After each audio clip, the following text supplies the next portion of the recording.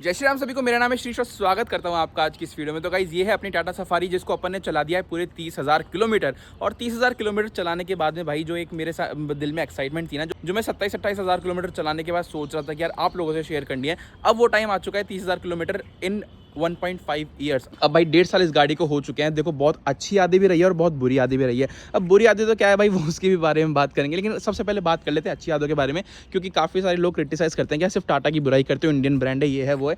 लेकिन भाई जो एक ओनर ने 25 लाख रुपए खर्च करे ना, वो अपने दिल की पीड़ा जब बताता है ना, तो भाई फिर वो ये नहीं देखता इंडियन कंपनी है फॉरेन कंपनी है, फिर वो ये बताता है कि यार मेरे 25 लाख रुपए लगे हैं। ठीक है, अब आप अगर 25 लाख रुपए इस गाड़ी पे खर्च कर रहे हो ना, करने चाहिए 25 लाख रुपए खर्च या नहीं करने चाहिए? वैसे तो आज की तारीख में 32.5 लाख रुपए तक ये गाड़ी पहुंच रही है, तो करनी चाहिए नहीं करनी चाहिए, उसके बारे में आज इस वीडियो में हम बात करने वाले हैं। सबसे पहले तो भैया इसके अंदर इंजन आता है 2 लीटर का, जो कि मल्टीजेट इंजन है, फिएट सोर्स इंजन है, काफी बढ़िया पावर है गाड़ी के अंदर। 170 PS गाड़ी जो है पावर यहाँ पर जनरेट कर देती है। ऑल ओवर अगर अपन बात करें तो भाई ग्राउंड क्लियरेंस से रिलेटेड कभी प्रॉब्लम नहीं आई, कहीं पर भी गाड़ी ने चढ़ने उतरने में मुझे स्ट्रगल नहीं दिया आज तक। कितना ही खराब रास्ता हो, बहुत बढ़िया तरीके से जो है मैंने इस गाड़ी को निकाल दिया। मतलब सेमी ऑफ रोडिंग मैंने इस गाड़ी से खूब ज़्यादा कर रखी है। वैसे तो ये सूडो SUV है, कोई ऐसी हार्डकोर SUV नहीं है फॉर्च्यूनर वगैरह टाइप जो इसका रियर व्हील ड्राइव वगैरह हो। फ्रंट व्हील ड्राइव में भी बहुत अच्छा परफॉर्म कर देती है। तो 30,000 किलोमीटर चलाने के बाद ये तो मुझे रियलाइज हो गया है कि भाई मुझे इन लाइट्स को अपग्रेड कराने की बहुत ज़्यादा सख्त ज़रूरत है।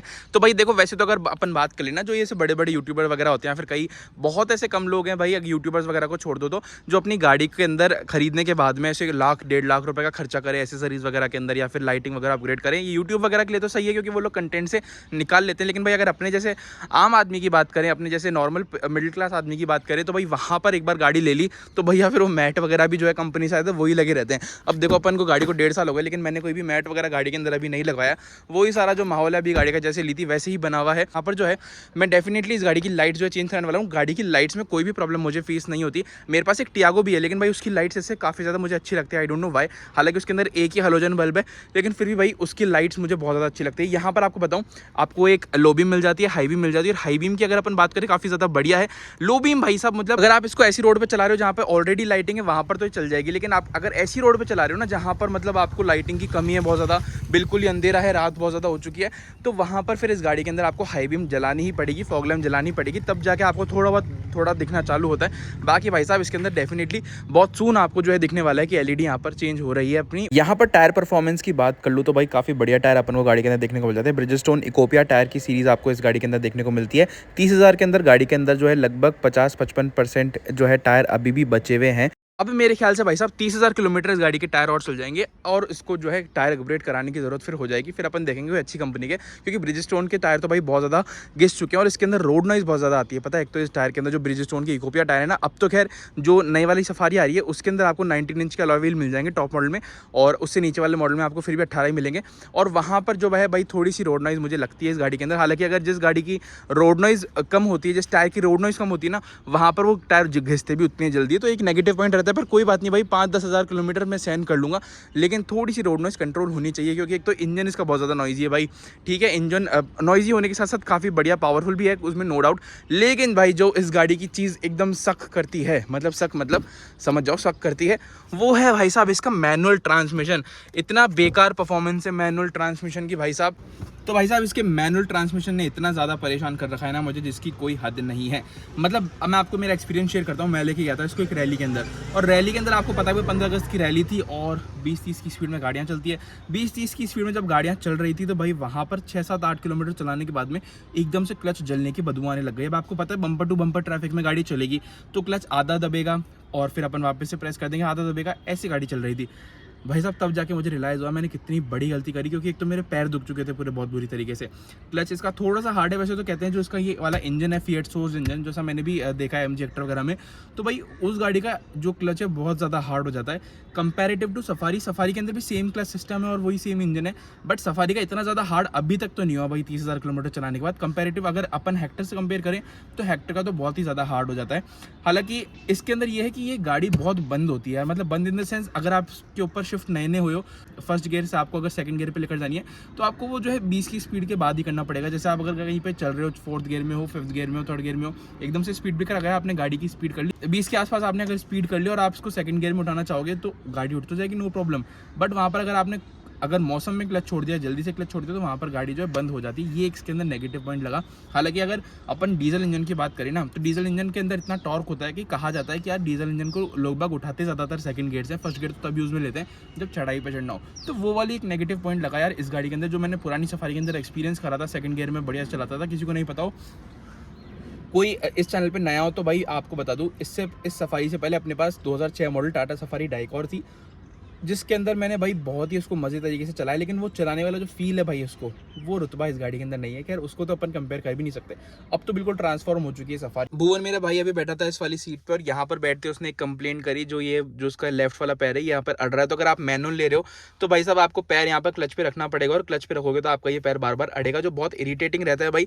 तो गाइस जब 1.5 साल पहले मैंने गाड़ी ली थी, तो ये XT प्लस मॉडल जो था, लगभग उस टाइम पे जो है 22-23 लाख रुपए के आसपास का अपन को कॉस्ट करा था। और उसके अंदर सबसे ज़्यादा वैल्यू फॉर मनी फीचर्स वगैरह मुझे यहाँ पर लगे, इसलिए अपन ने वाला मॉडल परचेज कर लिया। अब हालांकि गाड़ी तो मुझे बड़ी मिल गई, लेकिन मुझे कहीं ना कहीं रिग्रेट होता है कि यार ये जो डिस्प्ले छोटी है आज के टाइम पे, जैसे सफारी के अंदर इतनी बड़ी बड़ी डिस्प्ले आ रही है भाई 10.25 इंच की, तो वो देखने में बहुत ज़्यादा अट्रैक्टिव लगती है। और ऐसा लगता है कि यार ये मतलब थोड़ा सा छोटा सा ऑड सा फील होता है गाड़ी के अंदर। हालांकि ये जो सबसे ऑड चीज़ है ना, ये इसका मैनुअल ट्रांसमिशन है। भाई मैं आपको एक चीज़ दिखाता हूँ, गाड़ी 30,000 किलोमीटर चली है, और ये जो सफारी के अंदर इंजन आता है, जो फिएट सोर्स इंजन है, जो अपनी जीप कंपास और अपनी MG हेक्टर वगैरह के अंदर भी है, उनके साथ कहा जाता है कि इसका क्लच बहुत ज़्यादा हार्ड हो जाता है। हालांकि 30,000 किलोमीटर चला चुका हूँ मैं गाड़ी, इसका क्लच हार्ड तो नहीं हुआ, लेकिन यार यहाँ पर एक चीज़ है कि वाइब्रेशन और बहुत अजीब सी यहाँ पर जो है ना खड़खड़ खड़खड़ की आवाज़ आती है जब ये न्यूट्रल रहती है गाड़ी। आई डोंट थिंक गाइज आप इसको अभी एक्सपीरियंस कर पा रहे हो, नहीं कर पा रहे, पर अभी बहुत अजीब सी गाड़ी के अंदर आवाज़ है इस पॉइंट ऑफ टाइम पे, जब ये गियर न्यूट्रल पे है। और इसको मैं पीछे कर लूँगा तो गाड़ी के अंदर फिर आवाज़ नहीं है, और आगे कर लूँगा तो भी आवाज़ नहीं है, पर इस पॉइंट ऑफ टाइम पे गाड़ी के अंदर बहुत ऑड सी आवाज़ है। अब गाड़ी के अंदर बैठे हैं तो अपन बात कर लेते हैं यहाँ पर इसके इंटीरियर्स की। तो भाई अब तो काफ़ी ज़्यादा बढ़िया फ्रेश इंटीरियर्स आ चुके हैं, लेकिन भाई ये जो डिस्प्ले वगैरह थी ना इसकी, देखो एक तो बताऊँ XT प्लस मॉडल है ये वाला, और इसके अंदर ये वाली डिस्प्ले आती है 8.25 इंच की, जिसमें टाटा का लोगो बना हुआ आ जाता है। ऐसा कुछ जो है आपको पूरा एनिमेशन वगैरह दिख जाएगा। कनेक्ट-X हो गया भाई अपना। बाकी इसके अंदर जो है आज तक कभी मुझे ऐसा लैग वगैरह नहीं लगा कि यार स्क्रीन अटक गई हो, कुछ हो गया हो। हालांकि छोटी ज़रूर है, लेकिन कोई ऐसा लैग वगैरह नहीं लगा। हालांकि इसका जो कैमरा है वो भी बढ़िया तरीके से काम करता है, इतना कुछ लैग नहीं करता। लेकिन हाँ, अगर आप दूसरी गाड़ियों से कंपेयर कर लो इसके सेगमेंट की, जैसे XUV वगैरह से, तो XUV से तो इसके अंदर मानूंगा मैं थोड़ा सा 19-20 का फ़र्क है। बाकी MG हेक्टर का इससे बहुत ही ज़्यादा बेकार कैमरा आपको मिलता है। MG हेक्टर से तो काफ़ी अच्छा कैमरा आपको इस गाड़ी के अंदर मिल जाता है। दूसरी चीज़ बताता हूँ भाई, इस गाड़ी के अंदर आपको एंड्रॉइड ऑटो और एप्पल कारप्ले मिल जाता है, जो हो जाता है अपना वायर्ड वाला। मतलब उसके लिए एक पूरी जो है यहाँ पर मैंने ये वाला वायर रख रखा है, तो इस वायर से जो है अपन यहाँ पर लगा के वायर से पूरा एप्पल कारप्ले वगैरह चला सकते हैं। भाई अब मैं आपको बताता हूँ, ये मेरी कोई सी चौथी या पाँचवीं वायर होगी। मतलब इस गाड़ी के अंदर ऐसा है कि मुझे बार बार ऐसा लग रहा था कि यार ये जो मेरी वायर है ना ये ख़राब रहती है, लेकिन नहीं भाई वायर एकदम बढ़िया है। इस गाड़ी के अंदर ये प्रॉब्लम है कि ये लगी है ना, पता नहीं क्या ढीली होती है, कोई डचका वगैरह आता है तो भाई पूरा एप्पल कारप्ले में मैप वगैरह चल रहा हो, कुछ चल रहा हो, एकदम से भाई बंद हो जाता है। अब वो बंद होने के बाद में इतना बुरा फील होता है यार कि यार ये क्या हो गया पूरा एकदम से। फिर बार बार इसको खोल के बंद करते रहो, इसको बार बार निकाल के लगाते रहो। एक बार तो भाई इतना बुरा गुस्सा आया ना, मैं दिल्ली के अंदर था, और दिल्ली के अंदर आपको पता है भाई एक भी कट भूले तो फिर आपको 4-5 किलोमीटर का चक्कर पड़ता ही पड़ता है। ऐसी जगह चोट हुई भाई मेरे साथ। उसी के साथ भाई यहाँ पर आपको इनबिल्ट मैप ही नहीं मिलता भाई, आपको एप्पल कारप्ले से चलाना पड़ेगा। हरमन के स्पीकर्स आपको इस गाड़ी के अंदर देखने को मिल जाते हैं, जो कि बहुत ही अच्छी तरीके से साउंड सिस्टम आपको क्रिएट कर देते हैं। बहुत बढ़िया आपको साउंड सिस्टम मिल जाता है गाड़ी के अंदर, उसके अंदर कोई दिक्कत वाली बात नहीं है। भैया नेक्स्ट बात कर ले अपने हार्ड प्लास्टिक की, क्योंकि मेरे को अभी याद है कि जैसे मैंने इसके ऊपर हाथ रख रखा था ना, ये देखो ये एकदम कंपनी फिटेड आता है, और यहाँ पर ये देखो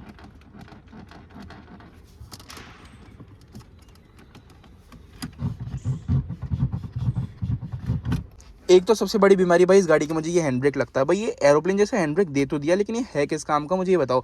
मतलब इसकी रॉड आज तक टाटा वालों से सही नहीं हुई। मैंने कितने टाइम पहले ऑर्डर लगा रखा था, आज तक उनका फ़ोन नहीं आया, सर आपकी ये वाली जो है रॉड ख़राब हो गई थी ना, आपका ऑर्डर आ चुका है, आप इसको लगा लो। ये सारी जो आवाज़ मिलके एक तरीके से पूरी प्रीमियमनेस की धज्जियाँ उड़ा देती है। भाई कौन सी ऐसी प्रीमियम गाड़ी के अंदर आता है, जब आप 25 लाख रुपए खर्च करते हो तो आपको ऐसा फील होना चाहिए कि यार गाड़ी के अंदर कोई कहीं से और आवाज़ नहीं आ रही। और जैसे सनरूफ है, सनरूफ के अंदर से भी भाई बहुत बुरी तरीके से आवाज़ आती है। अब आई डोंट नो कौन सा नट बोल्ट इसका ढीला है क्या है, पर टक टक टक टक की आवाज़ इतनी कंटिन्यूसली आती है जो आपको इतना इरिटेट कर देती है।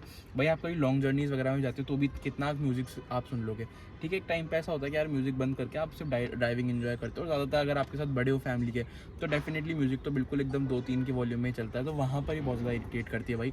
गाड़ी के अंदर कोई भी ऐसी चीज़ नहीं होनी चाहिए जो आपका एकदम से ध्यान डाल दे किसी चीज़ के ऊपर कि यार ये क्या हो रहा है गाड़ी के अंदर, इधर से क्या आवाज़ आ रही है, ये क्या बज रहा है। ये इस चीज़ का ध्यान देना कंपनी को बहुत ज़्यादा ज़रूरी है। फीडबैक के अंदर इतने बेकार है ना टाटा वाले, मतलब मैंने कितने टाइम पहले इस गाड़ी का ये हैंड ब्रेक का ऑर्डर लगाया था, एक तो इसका लगाया था और एक जो साइड की क्लास की फिटिंग है वो मैं आपको दिखाऊंगा। जब से मैंने गाड़ी ली थी वो एकदम उतरी हुई आई थी उसकी, है ना, कॉर्नर से उतर रखी है वो, उसका भी ऑर्डर लगा रखा था, वो भी भाई साहब अभी तक उसका कोई जवाब नहीं है। ये इसकी हैंड ब्रेक की वायर रॉड खराब है, ये हैंड ब्रेक की जो वायर होती है ना ये खराब है। देखो मतलब टाटा वाले सर्विस वगैरह पे इतना ध्यान नहीं दे रहे, हालांकि गाड़ियां बहुत टफ बना रहे हो, बहुत अच्छी बिल्ड क्वालिटी वगैरह रख रहे हो, पर इस चीज़ पे भी तो ध्यान रखो ना टाटा वालों को क्या कर रहे हो। ठीक है, एक तो ये बात हो गई। बाकी भाई गाड़ी के अंदर ऑल ओवर जो सीट का कंफर्ट है, हाँ एक सीट का कंफर्ट मैं आपको बताता हूँ भाई। यहाँ पर ये जो सीट देख रहे हो ना आप, ये तो पूरी फैब्रिक के साथ है, कोई दिक्कत वाली बात नहीं है भाई। लेकिन इस गाड़ी की सीट जो है पहले वाली सफारी से छोटी हो गई। पता हूँ मैं क्या आपको कैसे बता रहा हूँ, देखो जैसे ये जो है ये तो बढ़िया ग्रैब आपको इस गाड़ी के अंदर मिल जाता है, लेकिन ये जो नीचे वाला पार्ट है ना, मैं आपको बताऊँ, आपकी हाइट 5, 8 या फिर 6 है ना आपकी हाइट, तो डेफिनेटली भाई आपके पैर लंबे होंगे। अगर आपके पैर लंबे हैं तो आप कितना ही अच्छी तरीके से सीधे खड़े होकर बैठ जाओ, आपके अंदर इस गाड़ी के अंदर जो है आपको अंडर थाई सपोर्ट की कमी बहुत ज़्यादा महसूस होने वाली है। और जब भी मैं इस गाड़ी के अंदर 300-400 किलोमीटर जैसे जयपुर टू दिल्ली वगैरह करता हूँ तो मुझे बहुत ही ज़्यादा इस गाड़ी के अंदर इतनी दिक्कत होती है, क्योंकि भाई एक तो मैनुअल ट्रांसमिशन बहुत ज़्यादा दुखी कर देता है। दूसरी गाड़ी में ये प्रॉब्लम है, आपको अंडर थाई सपोर्ट की कमी यहाँ पर महसूस होती है, जो जिससे आपके पैर दुखते हैं बाद में। तो यार ये थोड़ा सा अंडर थाई सपोर्ट बढ़ा देते तो बहुत ज़्यादा अच्छा होता। हालांकि जो इसका टॉप मॉडल आता है उसके अंदर मर्सिडीज जहाँ से सोर्स करता है उसी कंपनी के आपको जो है लेदराइट सीट कवर्स मिल जाते हैं, और भी मतलब बहुत सारी इसके अंदर ऐसी ऐसी प्रीमियम चीज़ें हैं, जैसे JBL का साउंड सिस्टम बहुत ज़्यादा देखने में अच्छा लगता है। बाकी भाई ऑल ओवर तो ऐसा कुछ आपको जो फील देखने को मिलता है, कोई दिक्कत वाली बात इसके अंदर नहीं भाई, बढ़िया आपको पूरा फीडबैक मिल जाता है। हालांकि अगर इस गाड़ी के एवरेज की बात करूँ, क्योंकि भाई एवरेज भी काफ़ी लोगों का कंसर्न होता है, ये मैनुअल ट्रांसमिशन है, मैनुअल के अंदर ये गाड़ी ऑफर करती है भाई लगभग 12 से 13 kmpl का माइलेज सिटी और हाईवे अगर आप मिक्स चल रहे हो तो, मतलब अगर आप जैसे थोड़ा बहुत अगर आपकी ऐसी जगह रनिंग है जहाँ पर आपके हाईवे वगैरह पास हो, थोड़ा चल रहे हो, ज़्यादा ट्रैफिक वगैरह भी नहीं चल रहे, तो आराम से 13-14 के आसपास भी निकाल देगी आपको सिटी के अंदर। अगर आपकी हैवी ट्रैफिक के अंदर चल रहे हो तो मिनिमम से मिनिमम ये गाड़ी मुझे 10 से कम कभी भी नहीं देती, 10.5 तो 11 का एवरेज आराम से दे देती है, कितना ही रफ चला लो। और हाईवे पे चलाओगे तो भाई हाईवे पे गाड़ी 17-18 का माइलेज आराम से दे देगी अगर आप 100-120 पे क्रूज़ करोगे। अगर आप क्रूज़ करोगे इसको गाड़ी को 100-120, 130, 140, तो फिर भाई साहब एवरेज जो है फिर ये तेल यूँ पीती है। पेड सर्विस की बात करूँ तो भाई अभी तक इस गाड़ी की जो है एक सर्विस हुई है जो 15,000 किलोमीटर पे होती है इसकी सर्विस। एक तरीके से देखा जाए तो 13,000 रुपये का बिल आया था, जो मैं कहीं से भी महंगा नहीं मानता भाई, क्योंकि आप एक बात बताओ, अगर आप 10,000 किलोमीटर पे किसी गाड़ी की सर्विस करा रहे हो, जो XUV वगैरह की आप 10,000 किलोमीटर पे कराते हो, तो आपको जो है वहाँ पर 12, 13, 14, 15,000 रुपये देने पड़ेंगे सर्विस के। और वहीं पर ही अगर आप सफारी की सर्विस करा रहे हो 15,000 किलोमीटर पे, तो अगर आप 12, 13, 14,000 रुपये दे रहे हो तो फिर यार XUV से तो इसका मेंटेनेंस कम पड़ गया ना, तो एक वो वाला मेरिट अपन को इस गाड़ी के अंदर मिल जाता है। तो एक आपको इसके अंदर जो मेंटेनेंस है, मैं कहता हूँ महिंद्रा XUV से थोड़ा सा आपको अफोर्डेबल हो जाता है यहाँ पर, उसमें कोई शिकायत वाली बात आपको महसूस यहाँ पर नहीं होगी। उन प्रॉब्लम्स की तो भाई इस वीडियो में मैं बात करने ही नहीं वाला, जो सफारी के अंदर अब जो है चेंज हो चुकी है, सुधार आ चुका है, जैसे काफ़ी ज़्यादा बूट वगैरह के अंदर भी इलेक्ट्रिक बूट वगैरह आ गया, तो एक वो बहुत अच्छी चीज़ थी। अब क्योंकि अगर जैसे इस सफारी की बात कर लो तो भाई आप यहाँ पर देखो, कोई भी आपको ऐसा ग्रैब हैंडल नहीं दिख रहा होगा जिससे आप इसका बूट ओपन कर सकते हो। देखो यहाँ पर आपको ये बटन तो मिल गया, अब आपका बूट ओपन हो गया, लेकिन अब आप खोलोगे कैसे इस बूट को, ये देखो यहाँ पर पकड़ लिया, और ये खोलना इतना ज़्यादा मुश्किल है जिसकी कोई हद नहीं है भाई, इसको खोलने में नानी याद आ जाती है। अब मेरे को तो आदत है इसलिए मैं खोल लेता हूँ, लेकिन अगर कोई फीमेल वगैरह खोले ना, जैसे मेरी सिस्टर वगैरह कभी खोलती है, तो भाई साहब ये खोल ही नहीं सकते, बहुत ही ज़्यादा एक तरीके से कॉम्प्लिकेटेड प्रोसेस हो जाता है इसको खोलना। लेकिन अब जो है नई सफारी के अंदर इलेक्ट्रिक बूट भी आ गया, और जो नीचे वाले मॉडल हैं वहाँ पर आपको ग्रैब हैंडल मिल जाता है, तो एक वो अच्छी चीज़ हो यहाँ पर हो जाती है। बाकी भाई